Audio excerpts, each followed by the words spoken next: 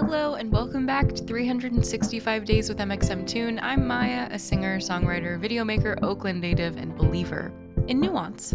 I'm also a huge fan of history. I love untold stories, gross facts, hidden secrets, and anything weird, dark, and funky from the past. Each day, I'm going to share one of my favorite deep cuts with you. So let's take a look at today's stories. It's 365 with mxmtoon.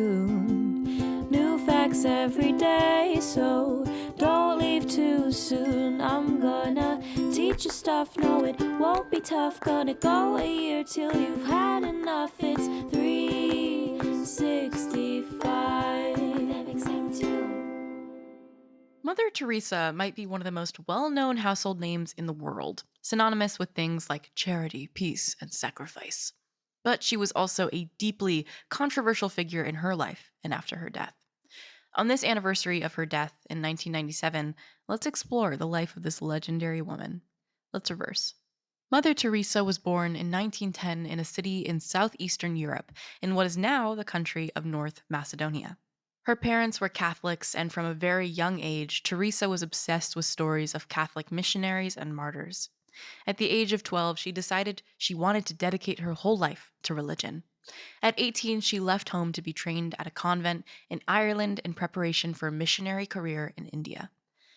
Let's talk about Christians in India for a minute.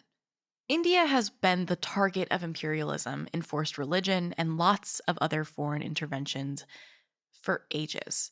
While Christianity existed in India since nearly the start of the religion itself, that didn't stop English colonizers and missionaries from working to evangelize the Hindu and Islamic people there.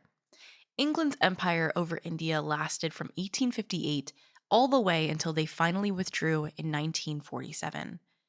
Mother Teresa first arrived in India as a missionary in 1929 while India was still under English rule. India would remain her home until her death in 1997.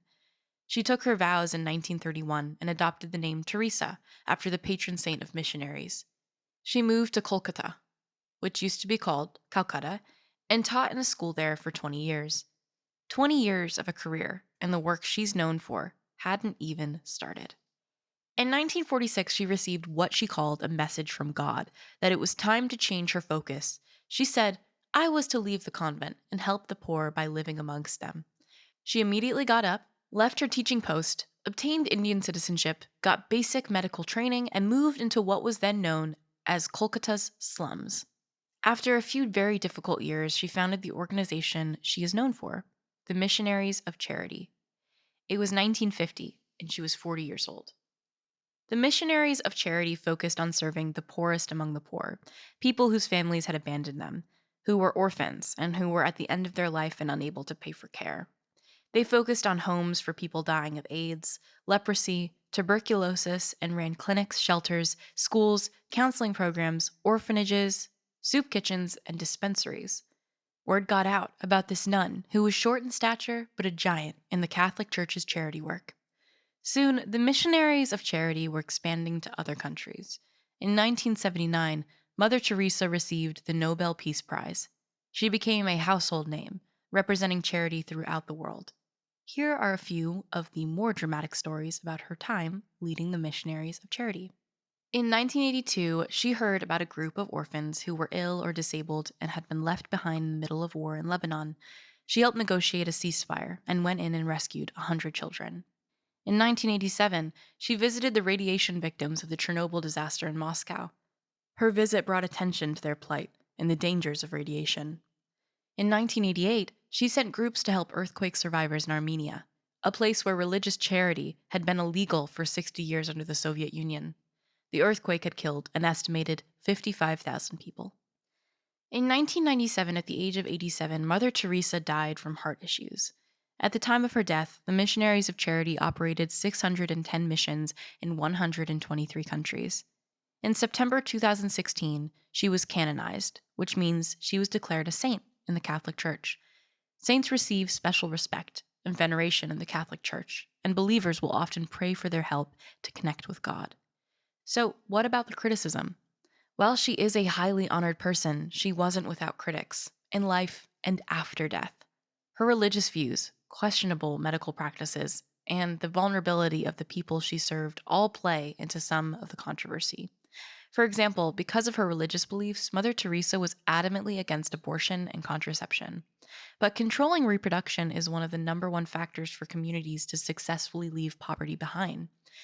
Also, on the religious front, Mother Teresa's overwhelming focus was to save people by making them Christians.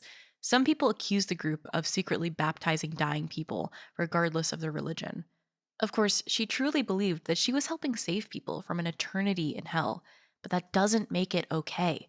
Some people have called this religious imperialism, where a dominant culture tries to force their religion on others. In terms of medical controversy, investigations by medical journals and others found that clinics did not have proper medical care, even though they had millions of dollars in donations. Medical decisions were frequently made by nuns or volunteers who had no medical training. Mother Teresa was also accused of glorifying suffering. She believed suffering was something to be endured, like Christ, and so she was opposed to using painkillers even for dying people in very acute pain. However, as one journalist has said, Mother Teresa is being, quote, criticized for not being what she never set out to be, for not doing things which she never saw as her job. She didn't set out to start a hospital. She made a safe, clean space for people who had been turned out from everywhere else and couldn't afford hospitals. She didn't set out to be a politician and solve the source of poverty, but simply to ease the symptoms of it. This doesn't wipe away some of the legitimate criticism of Mother Teresa's approach, but it helps us to understand the woman behind the legend. Whatever your view, we hope she rests in peace. Now, let's talk about music. In 1964, the single House of the Rising Sun by the Animals hit #1 in the United States. The hit single is actually a cover of a very old folk song about a gambling house in New Orleans that brings about the ruin of many young men, including, of course, the singer himself. The folk tune was first documented in Appalachia in the 1930s, but like most folk tunes that spread through Appalachia, it probably has deeper and older roots in English or Irish traditional folk songs. The new recording by the Animals is recognized as music's first folk rock hit. Another famous version of the song was sung by Dolly Parton, and she returned the lyrics to the original, where the song is about a woman's ruin, not a man's. Like many folk tunes, the subject matter is deeply tragic, but the music is deeply beautiful. And now for today's final segment, I'll be going back into my own photo archives to see what I was up to on a September 5th in my life. September 5th, 2019, looks like I was doing press photos for the other podcast that I worked on, 21 Days with mxmtoon. Both of these podcasts are very different from each other. I think the only similarity is that I am the subject, kind of, but not really. And I'm the host, and the name is a specified amount of days that you will be spending with me. But the other podcast, 21 Days with mxmtoon, if you haven't heard of it, it documents the making of my first album, The Masquerade, and the process behind it. And it was a 21-day process, and so we documented the whole thing. And I did a bunch of press photos on September 5th of 2019. And now it's September 5th of 2021. And I'm still making podcasts. Pretty crazy. Weird how time goes. Thanks for going back in time with me, and remember to subscribe wherever you listen to podcasts. Come back tomorrow for more stories from the past. It's 365 with mxmtoon. New facts every day, so don't leave too soon. I'm gonna teach you stuff, no it won't be tough. Gonna go a year till you've had enough. It's 365.